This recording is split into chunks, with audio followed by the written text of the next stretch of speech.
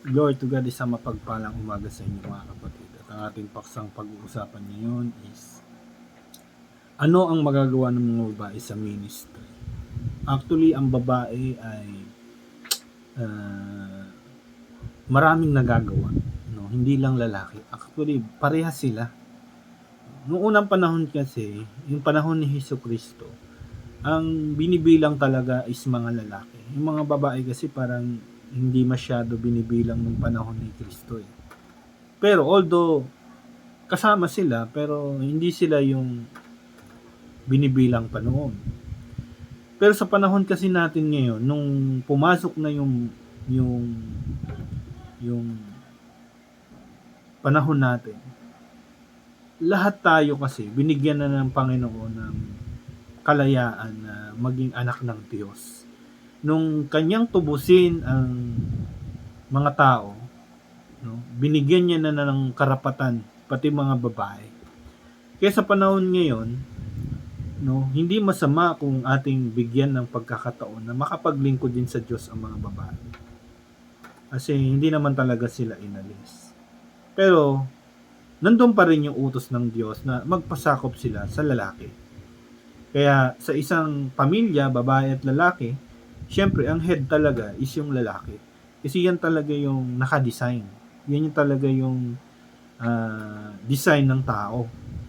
No, na head talaga ng lalaki. Sa ministry ni Jesus Christ, marami ding mga babae no, na sumama sa ating Panginoon. At our teaching for today is the Holy Spirit empowers all believers. Lahat naman tayo, babae, lalaki, ini-empower ng Holy Spirit. Kaya wala na namang reason para magkaroon ng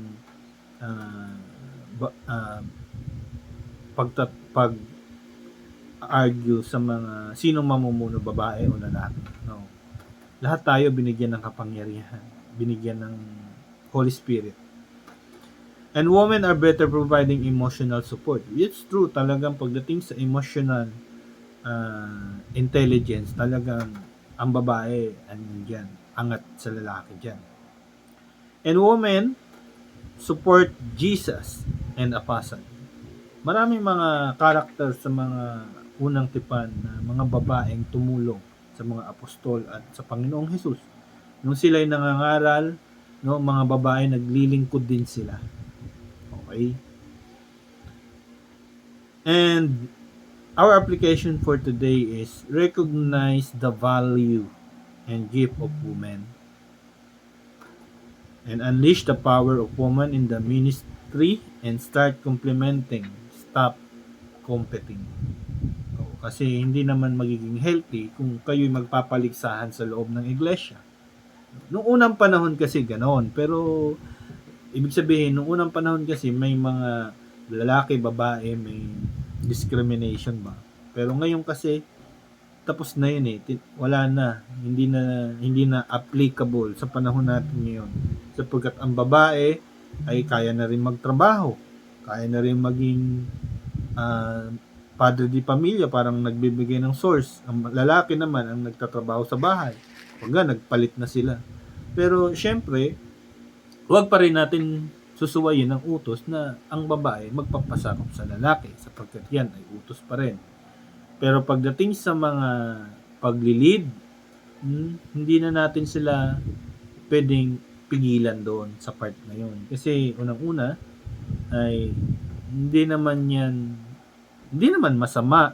Pera na lang siguro pag lumagpas sa boundary as a woman and man. Pero sa panahon natin ngayon kasi talagang hindi masama na mag-lead na ang babae sa panahon natin. Rin ang pangalan ng Panginoon to God.